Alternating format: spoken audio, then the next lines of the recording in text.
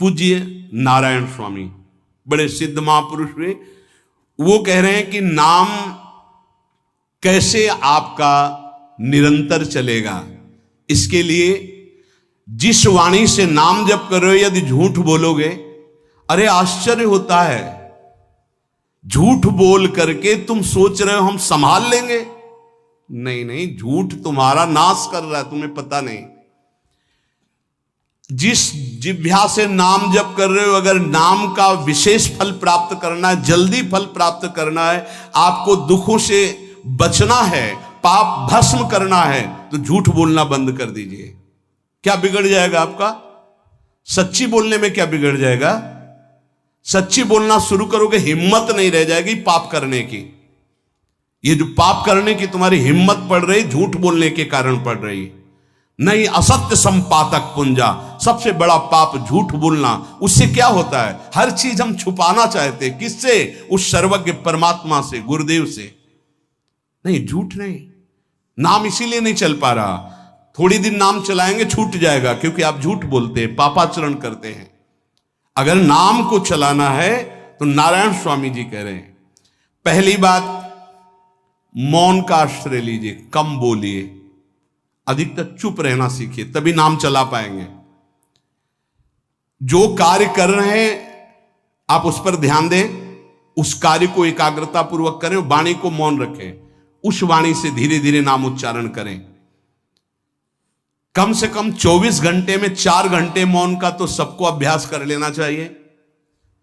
24 घंटे में 4 घंटे मौन का। तो ऐसे ऐसे बुद्धिमान हो कहेंगे हम 6 घंटे मौन रहते हैं। कब? बोले जब सोते हैं तब। आप 4 घंटे कह रहे हो, हम 6 घंटे मौन रहते हैं। 24 घंटे में हम 6 घंटे मौन रहते हैं, बहुत बुद्धिमान है। बोले आप 4 घंटे कहते हो, हम 6 घंटे मौन रहते हैं। तो कब आप मौन रहते हैं? बोले जब सोते हैं तो 6 घंटे सोते हैं, मौन ही रहते हैं उस समय। मौन जागृत की कह रहा हूं, 4 घंटे का। नारायण स्वामी के बहुत बड़े महापुरुष हुए, तुम 4 घंटे मौन का अभ्यास करो, ऐसा निकालो 2 घंटे, 2-2 घंटे करके 24 घंटे में 4 घंटे मौन। उस समय हम किसी से बात नहीं करेंगे, नाम जप करेंगे। कार्य करो, कार्य करने के लिए मना नहीं कर रहे हैं। कम बोलो। आजकल लोग अपनी जीवनी शक्ति को बोलने के द्वारा बहुत नष्ट कर रहे हैं, व्यर्थ की बातें करते रहते हैं। 4 आदमी चल रहे हो, आप पीछे चलिएगा, सुनते, बेमतलब की बातें। नाम जप नहीं होगा, वो डिलीट नहीं होंगी, वैसे ही बनी रहेंगी, अगले जन्म के लिए तैयार हो रहा है। इसलिए नाम यदि सिद्ध करना है, नाम का फल लेना है, नाम का आनंद लेना है, तो वृथा भाषण बंद करो, बेकार की बात बंद करो। जितना कम बोलने से काम चल जाए उतना। सामने वाले को बोलने दीजिए, आप बीच में नाम चल रहा है जी, नाम चल रहा है। जब कोई आवश्यक बात हुई, पवित्र शब्द बोल दिया, नहीं चुपचाप सुनो। उसको लग रहा है कि आप संभाषण करो, मान लो रिश्तेदार है, नातेदार है, मित्र, अब आप व्यवहार में हैं, आप सीधे ये तो नहीं कह सकते हमसे बात मत करो, नहीं, हाँ बात कीजिए, लेकिन आप कम बोलिए, उसको बोलने दीजिए, आप नाम जप कीजिए, जरूरत भर बात कीजिए। बात में भगवान की चर्चा हो तो कोई बात नहीं, अगर प्रपंच की चर्चा है तो बचने की कोशिश कीजिए। अपने संबंधियों, अपने दोस्तों, अपने व्यवहारियों से व्यवहार, दोस्ती, संबंध शिथिल कीजिए, तभी नाम में प्रीति होगी। अगर ये कि अब हमारे दोस्त आ गए हैं तो फिर वो दोस्त छूट जाएगा नाम, अब बातें शुरू हो गई प्रपंच की। धन्य है ऐसी बुद्धि जो प्रियजनों से भी संभाषण केवल भगवत वाक्यों का, अन्यथा नहीं। इसीलिए इस मार्ग को वर्ण करना बहुत कठिन है। एक ऐसा तुम्हारा निवास स्थान होना चाहिए अलग, जिसमें अपने रिश्तेदार, नातेदार, व्यवहारियों का प्रवेश ना हो। आपकी शैया अलग होनी चाहिए। अगर नाम जापक नाम सिद्ध करना चाहता है, नाम का फल लेना चाहता है, नाम निरंतर चलाना चाहता है, तो जिस आसन पर आप बैठते हैं उसी में प्रपंची, विषयी, संसारिक वृत्ति वाले बैठेंगे तो भजन की वृत्ति नहीं बन पाएगी। एक ऐसा, वैसे होते हैं घरों में बैठने वालों का अलग, लेकिन साधन कक्ष अलग होना चाहिए अपना। किसी का यदि प्रवेश ना हो तो आप देखेंगे कि आपके साधन के परमाणु आपको वहां बैठते ही तत्काल विक्षेप रहित करके भजन में लगा देंगे। अगर घर में ऐसा कुछ ना हो तो एक आसन अपना अकेला रखिए, जिस पर आप शयन करें वो आसन केवल आपका ही होना चाहिए। अगर वो सार्वजनिक बैठने के लिए ही है, ऐसी व्यवस्था नहीं, तो आसन समेट कर अपना अलग रख दीजिए और दूसरे आसनों पर बैठा लिए, फिर वो आसन हटाकर जब आप शयन करें तो आपका आसन होना चाहिए। इसका बहुत बड़ा प्रभाव पड़ेगा। कोई भी ऐसा दृश्य या पुस्तक ना पढ़ें जो वासनात्मक हो और प्रभु के नाम से आपको विमुख कर दे। अखबार आदि, समाचार आदि, ये हमारे चिंतन को नष्ट करते हैं। अगर नाम जप करना है, निरंतर नाम स्मृति बैठालनी है, एक घटना कई मिनट तक विक्षेप देती है। ऐसा हुआ, कैसे लोग हैं, अब उसमें तो समाचार ही हो रहे हैं, सैकड़ों बातें हो रही, पेपर है तो सैकड़ों बातें लिखी हैं, क्या क्या, अब वो सब दिमाग में भर गई। इतना व्यसन है किसी किसी को पेपर पढ़ने का, समाचार पत्र पढ़ने का, कि सुबह होते ही वो विरह में रहते हैं कि पेपर आ जाएगा। आया नहीं, और मिला तो ऐसी एकाग्रता से पढ़ते हैं जैसे वेदांत चिंतन करने वाला वेदांत चिंतन। चश्मा लगा, चाय रखी, ठंडी हो रही, उससे मतलब बीच बीच में चाय और चश्मा से और पूरे दिमाग में वही। अब क्या करेगा, जो पढ़ा है उसका चिंतन बनेगा, वही बोला जाएगा। अब जहां चार मिले तो तुम्हें पता है, उत्तर प्रदेश में ये हुआ, मध्य प्रदेश में ये हुआ, चर्चा दिमाग। नाम जापक पूज्य श्री नारायण स्वामी कह रहे, अखबार पढ़ना, दुनिया भर की प्रपंच की जिसमें बातें हैं, ऐसे समाचार, ऐसे टेलीविजन देखना, ये तुम्हारे हृदय में नाम नहीं चलने देंगे, तुम्हारी स्फुरणा को गंदी कर देंगे, बेकार का वक्त खराब होगा। इसलिए अगर आपको पढ़ना ही है तो धार्मिक ग्रंथों को पढ़िए, अपने इष्ट संबंधी ग्रंथों को पढ़िए नाम जपने के लिए। किसी को कभी वचन न दें। पांचवा, बहुत बहुत पॉइंट की बात करें, यदि आपने किसी को वचन दे दिया और पूरा नहीं किया तो भजन का फल वहां जाएगा, ध्यान रखना। यही हमसे सब त्रुटियां होती रहती है अपने लोगों से। जाओ आज से बाद वचन दे दिया, हम ऐसा नहीं करेंगे, नहीं करेंगे चाहे मर जाएं। और अपने लोग ऐसे फिसड्डी हैं कि शाम के वचन देते हैं और सुबह फिसल जाते हैं, 2-4 दिन बहुत चला फिर फिसल जाते हैं। बोले कसम से आज से ऐसा नहीं करेंगे। तो आप इसको खिलवाड़ न समझें, आपके सुकृत नष्ट हो रहे हैं, वासना आपके सुकृतों को नष्ट कर रही। दूसरा, जैसे आपने किसी से कहा कि मैं शाम के 5 बजे आ जाऊंगा, तो 5 बजने में 5 मिनट कम होने पर आपको पहुंच जाना चाहिए, 5 मिनट ओवर होने पर नहीं, उसके पहले ही आपको ऊपर। यह संतों के जीवन में देखा गया है। समय का बहुत बड़ा जीवन में अस्तित्व है। अगर आप किसी को समय दें, फिर उसमें प्रमाद स्थिति नहीं होनी चाहिए। 5 मिनट पहले पहुंचिए। समय दिया है किसी को तो 5 मिनट पहले उसको इंतजार ना करना पड़े। रात को सोते समय नाम जापक उपासक विचार करें, मेरा नाम किन किन कार्यों में छूटा, मेरे से कौन कौन सा पाप हुआ, मैंने कौन सी आज गलती की जो नहीं करना चाहिए, और उसे डायरी में नोट करें। नारायण स्वामी कह रहे हैं दूसरे दिन सावधानी पूर्वक वो गलतियां ना होने पावे जो हमने आज की। जब उपासक सत्य बोलना स्वीकार करता है तो उसके हृदय में डर जागृत हो जाता है। ध्यान रखना, डर ये माया के द्वारा प्रेरित है। अगर व्यापार में सत्य बोलेंगे तो पैसा अधिक नहीं आएगा, अगर हम सत्य बोल दिए तो डांट लगेगी, अगर हम सत्य बोल दिए तो सब लोग जान जाएंगे मैं ऐसा गंदा हूं। सच्ची मानिए, सत्य बोलने का नियम ले लीजिए, आप निष्पाप हो जाएंगे, आप महात्मा बन जाएंगे अंदर से। कोई भी पापाचरण आपके जीवन में नहीं रह जाएगा। भगवान का नाम सत्य है, उस नाम को चलाने के लिए झूठ बोलने वाला नाम को कैसे चला सकता है। सत्य बोलने से यदि तुम्हारा नुकसान हो रहा है तो तुम सह जाइएगा। नारायण स्वामी कह रहे हैं उससे बड़ा लाभ आपको श्री भगवान प्रदान करेंगे। आप सत्य बोलिए। आजकल भगवान पर विश्वास नहीं, इसलिए झूठ पर विश्वास है। कलयुग की ऐसी प्रेरणा है कि सब झूठ बोलने लगे हैं। कोई डरता ही नहीं झूठ बोलने में, पूरा का पूरा। जैसे नहीं कहते कुछ तो सत्य होगा, ऐसे ऐसे महानुभाव हैं कि 100% झूठ बोल जाते हैं, 100%। धन्य है मोबाइल जो झूठ बुलाने में बहुत प्रवीण है, बहुत प्रवीण है। अरे भाई हम नहीं मिल सकते, आज हमारा मन नहीं है, खत्म खेल हो गया, सत्य बात है, नहीं मिल सकते आपसे, मत उठाओ फोन। अगर तुम्हें झूठे ही बोलना है तो फोन क्यों उठाओ? नहीं बोलेंगे, नहीं उठाएंगे तो समझ जाएगा कि उनकी रुचि नहीं।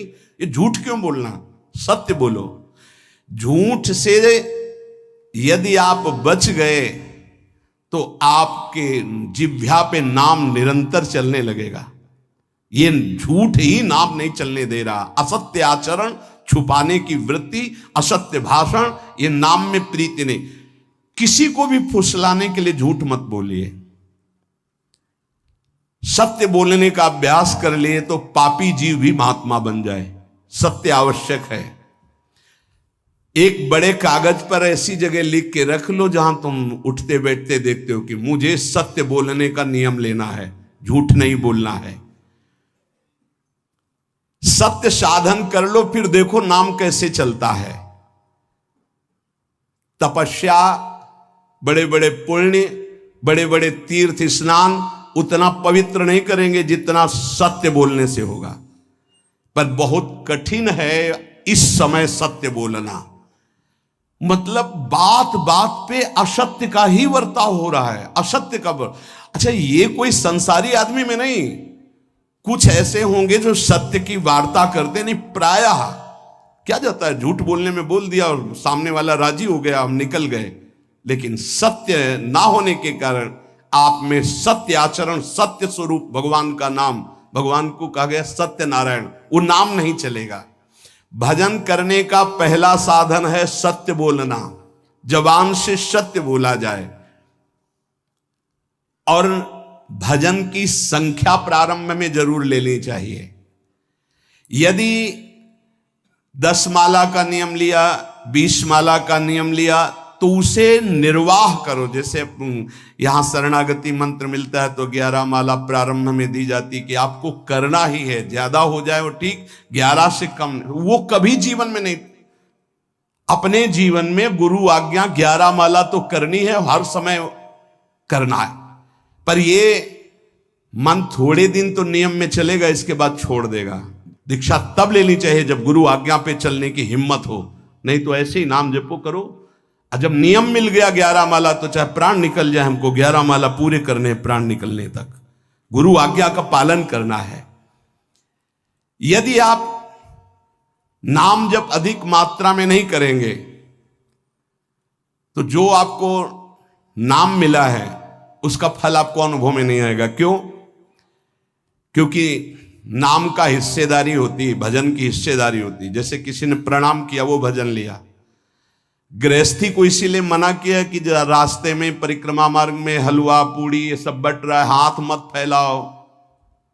वो दान कर रहा है, सुकृत कर रहा है, और कोई दूसरे ले विरक्त आदि। आप अपने भूख मिटाने के लिए 4 रुपया के चना लेके भले पालो, लेकिन दूसरे के द्वारा दिया हुआ हलवा मत पाओ। यहां धाम आए हो, भगवत कमाई करने आए हो, यहां नाम जप करो, कष्ट सहकर परिक्रमा दो। हो सके 4 रुपए की वस्तु लेकर के आप पशु पक्षियों को पवा दो, किसी एक का पेट भर। तुम मत पाओ दूसरे का।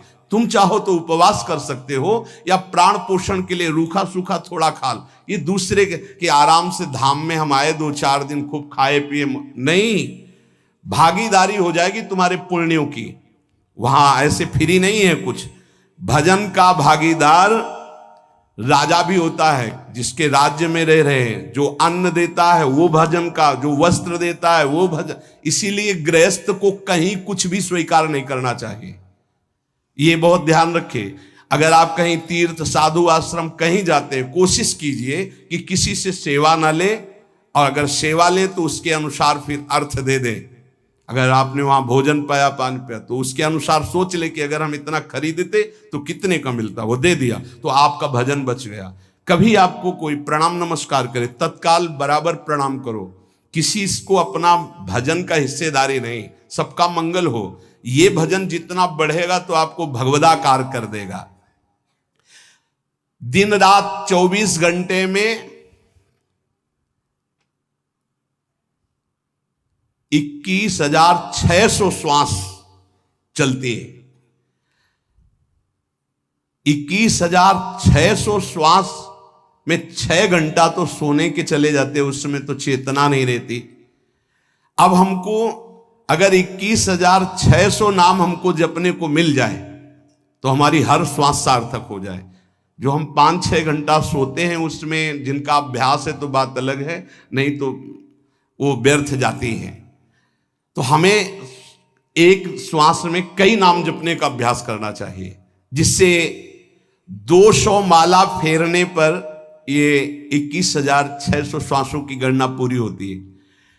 अगर हम 200 माला का नियम लें तो इतना हो सकता है। तो हमें लगता है अगर हर समय माला नहीं ले सकते तो श्वास वाली माला बहुत अच्छी रहती है।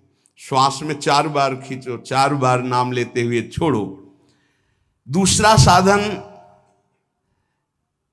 एक छोटी माला ले ले, जो आजकल तो काउंटर चला है।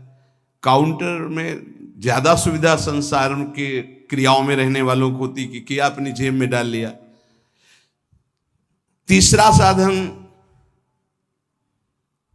वो बहुत कठिन है, मन की वृत्ति से नाम जप करना।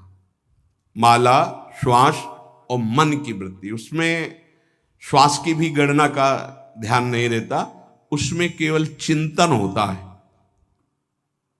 चल रहा है। पर ये आखिरी स्थिति होती, इसी के बाद वो परिपक्व अवस्था होता है।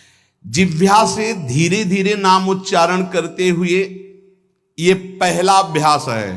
प्रारंभिक को एकदम मानसिक में नहीं पहुंचने की चेष्टा करनी चाहिए, 2-4 नाम के बाद मन प्रपंच में फंसा देगा।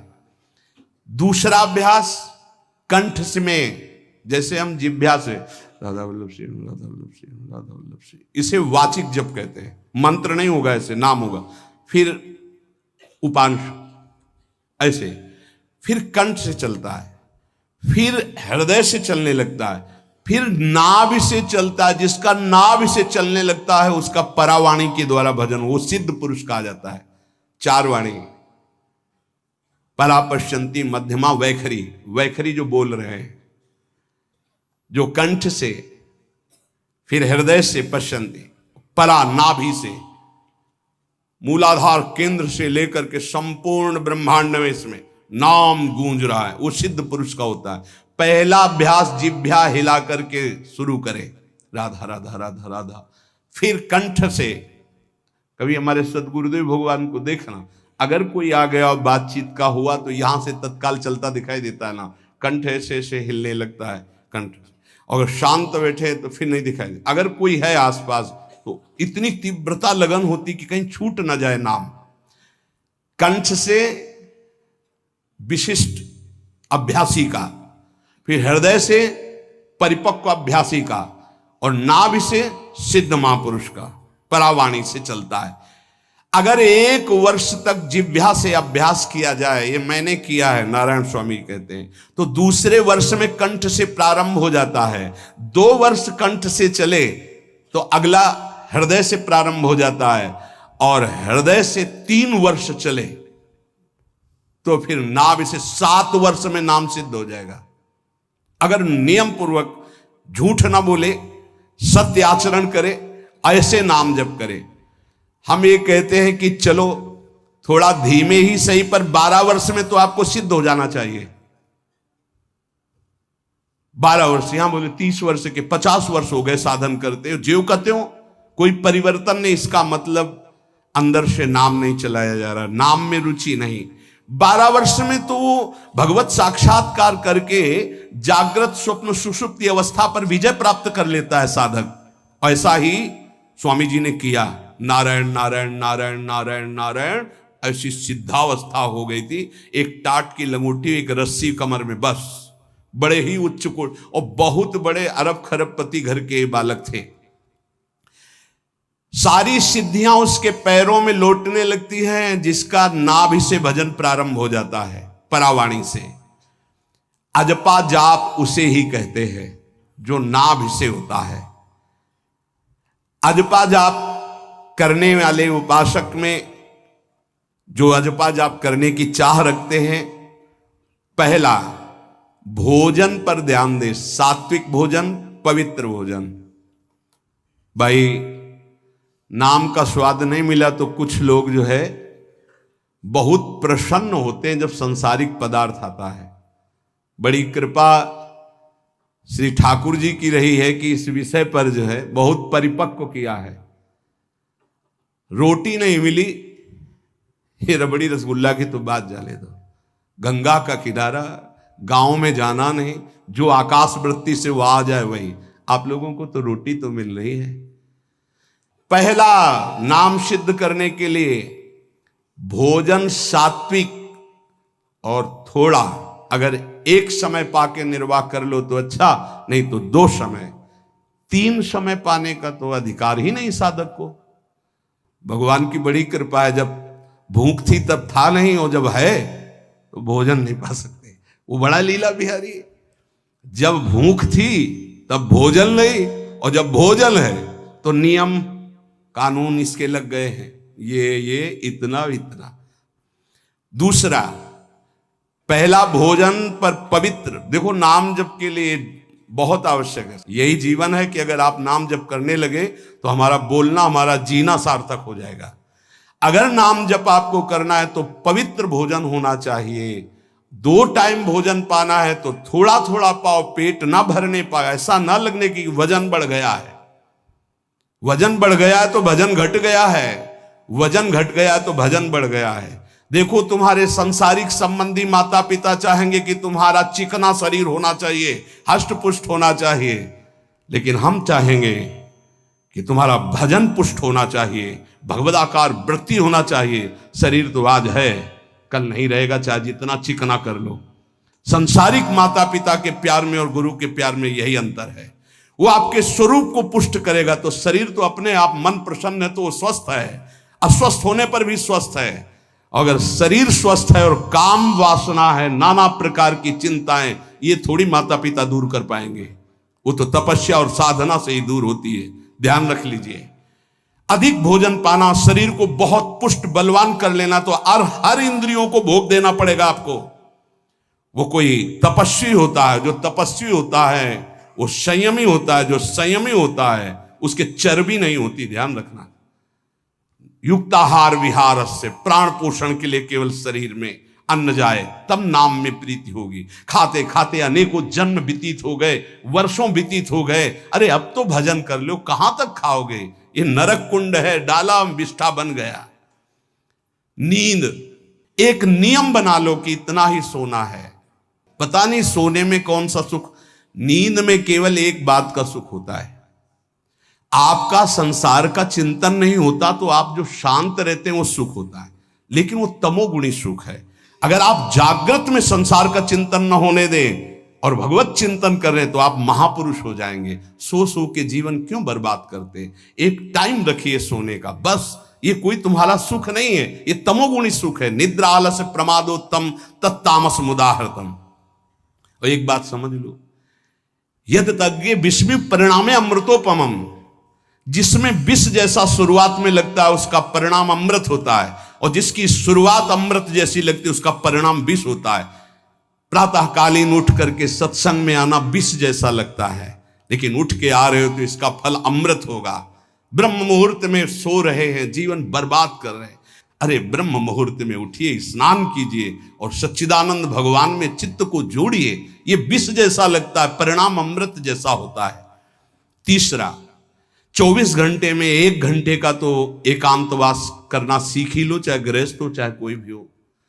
1 घंटे हमसे कोई बात नहीं करेगा, अपने दरवाजा बंद, थोड़ा 1 घंटे कोई ऐसा समय निकालो जिसमें चित्त को केवल श्री कृष्ण से जोड़ो, प्रियाजू से जोड़ सको।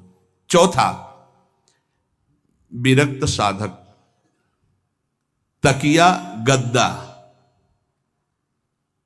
ये सब चीजें अगर लगा के सोओगे तो नाम जप नहीं होगा। देखो हितधाम में कुशासन और एक ईंट कुशासन के नीचे, सर्दी में ओढ़ने के जो हमारे कंबल थे वो आटे का बोरा बलराम जी ला के दे थे। जीवन को यदि आप कसौटी पे नहीं कसेंगे तो भजन नहीं होने वाला।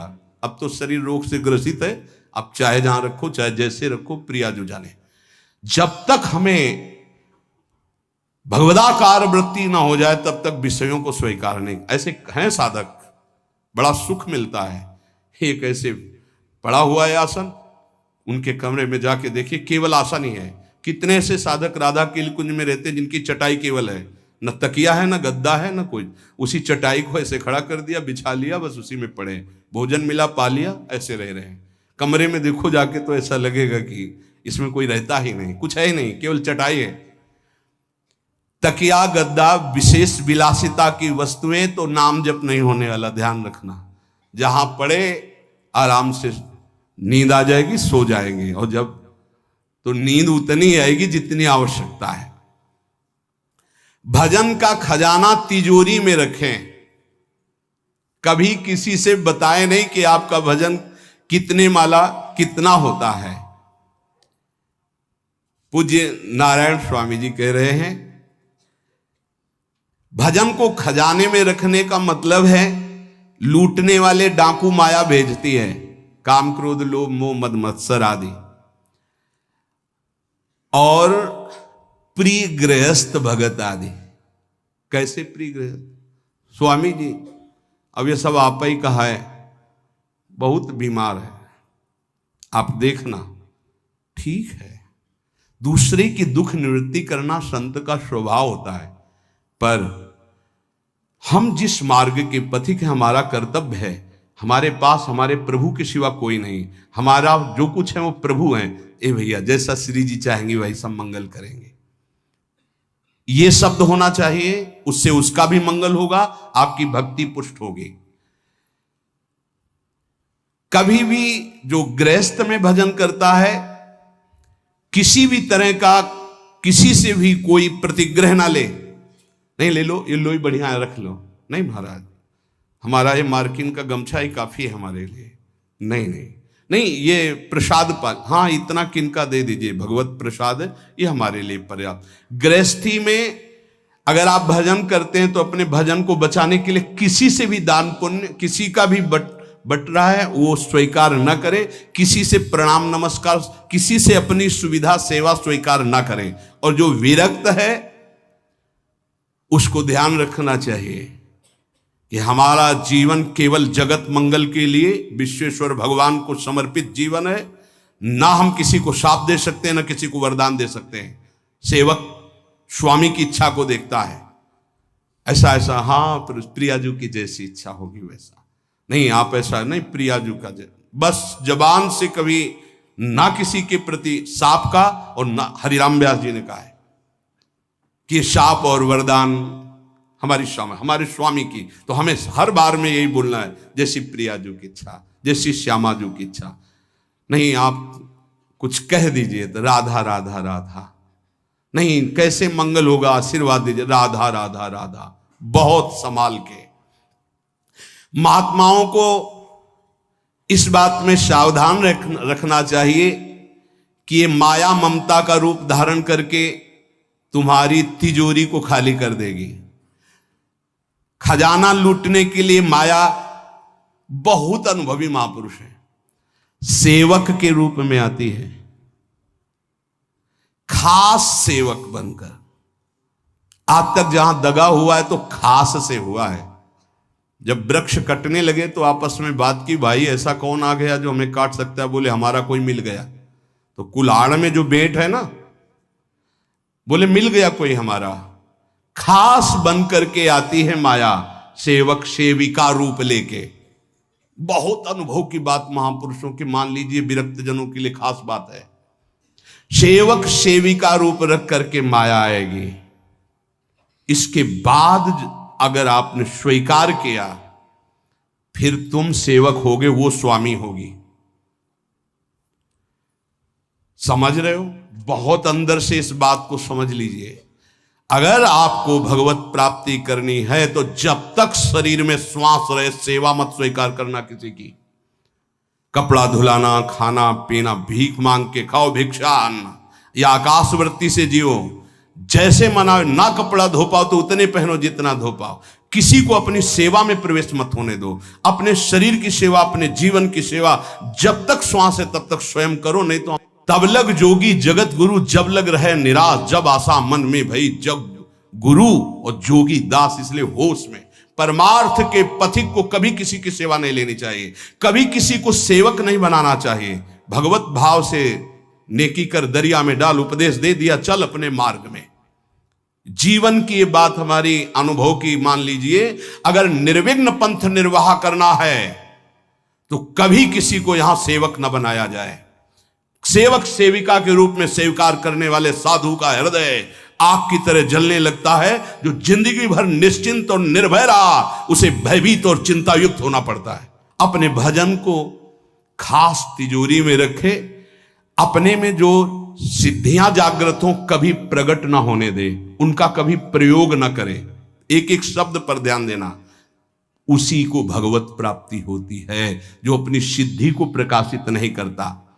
ये माया त्रिशंकु की तरह लटका देती है, न स्वर्ग में न भूमि में। देखो सेवक जी महाराज कहते ऐसे न वैसे रहे मज रेढ़ो पाछलियो जो करी निर्भाषित, न परमार्थ के न व्यवहार के। ये गांठ बांध लो, हाथ जोड़ के कह रहा हूं, सेवा के भाव से माया प्रवेश करती है और स्वामी भाव को रौंद करके सेवक बना लेती है। फिर जैसा चाहती वैसा नाच नचाती है, कोई भी हो। इसलिए होश में, यदि भगवत मार्ग में चले हो तो कष्ट सहो, शरीर की स्वयं सेवा करो। सौभाग्य मत मनाओ कि कोई तुम्हारी सेवा कर रहा है, दुर्भाग्य है जो तुम सेवा ले रहे हो। हाँ, अब शरीर इस काबिल नहीं तो श्री जी जैसा जाने वैसा। जब तक पानी उठा के पीने लायक हो तो किसी से पानी मत मांगना, किसी को अपना मत बना लेना। जब तक भगवत साक्षात्कार ना हो किसी को शिष्यत्व में मत स्वीकार कर लेना, नहीं तो बात समझ लेना, आगे खुद आपको समझ में आ जाएगा। किसी भी तरह से अपनी तिजोरी को ना खुलने देना तो भगवत साक्षात्कार हो जाएगा। बोले नहीं हमारा तो परहित की भावना और प्रचार करना है, तो है क्या तुम्हारे पास प्रचार करने के लिए? परहित की भावना के लिए है क्या तुम्हारे पास? जब तक सर्वत्र श्री कृष्ण का अनुभव नहीं हो जाता तब तक उसमें कोई सामर्थ्य नहीं होती। और जब सर्वत्र वासुदेव का अनुभव करता है तो उद्धार किसका करना है? विचार करके देख लीजिए। फिर वो स्वांता सुखाए तुलसी रघुनाथ गाथा। इसलिए भजन के खजाने को बचा के रखो। रूखा सूखा टुकड़ा खा करके गंगा जल यमुना जल का आचमन करके जीना सीखो। अच्छे अच्छे पदार्थ सामने होने पर वही पदार्थ स्वीकार करो जिससे तुम्हारी जिह्वा रुचि ना कर पावे। ये दुष्ट है, इस दुष्ट को दंड दो। नारायण स्वामी जी ने कहा है, आगे हमने कल चिंतन में पढ़ा था, कह रहे हैं कि हमने इसको कैसे वश में किया। जहां गरम जलेबी बनती थी वहां खड़े हो जाते थे, कहते देखो कितनी बड़ी हाल है, नहीं मिलेगी तुझे, चलो। पूरी बाजार में घुमाते थे और कहीं भी इसको नहीं। और अगर संयोग वश साथ मिल जाती थी तो गंगा जल में फेंक देते थे। हरिद्वार में नारायण स्वामी जी गंगा जल में फेंक देते। हाँ बहुत बढ़िया बीठी, ये ले। अपने हृदय को पावन रखने के लिए इसी जन्म में भगवत प्राप्ति के लिए आहार को सुधारा जाए और निरंतर नाम जपने का अभ्यास किया जाए।